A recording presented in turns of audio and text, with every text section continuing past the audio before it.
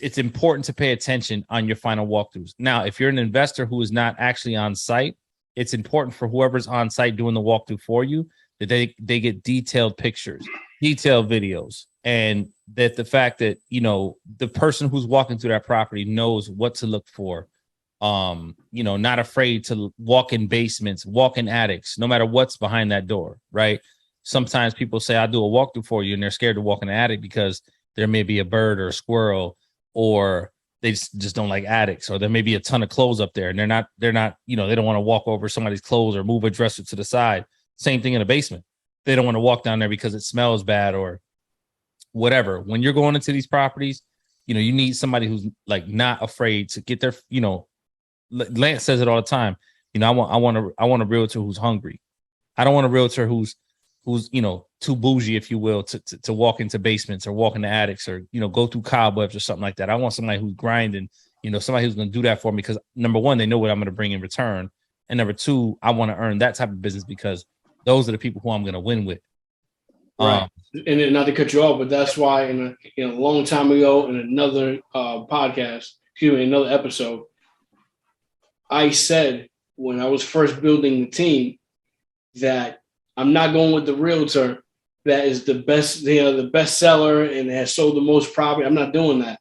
You know, they may not do what I need them to do, you know, and just Jerry agreed, you know, so we found a realtor that was, you know, not the bottom, but average, and no disrespect, you know, if you watch this, you know, that was at the time, right? At the time, yeah.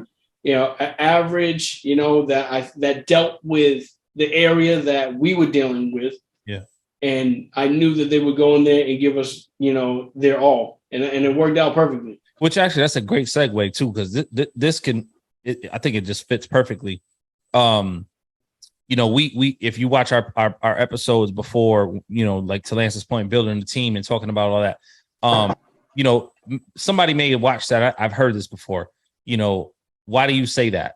Why do you say you go with the middle? You don't go with the top tier one? Well, you know, it really depends on your market. It depends on the types of property you're looking into, because, you know, just common sense tells you if I'm a realtor that lists properties for $1 million, commercial property, mostly residential, suburban homes, I'm probably not going to be the realtor that's going to be for you that are looking into the rental market, you know, 4, 5, 3, 4, 5 areas, or 1, 2, 3 areas. I'm not going to be that person for you. Now, if you're looking for a single family or a commercial property in like a 7, 8, 9 area, then you call me.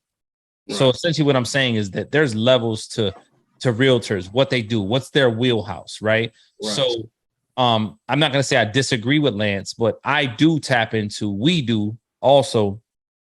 Lance was saying, let me speak for you because I know what you meant. Lance was referring to when he was building his team, that he wanted to work with those people. That doesn't mean that we don't work with the people that are the best in that field, in that industry, in that market, in that niche. We work with them as well.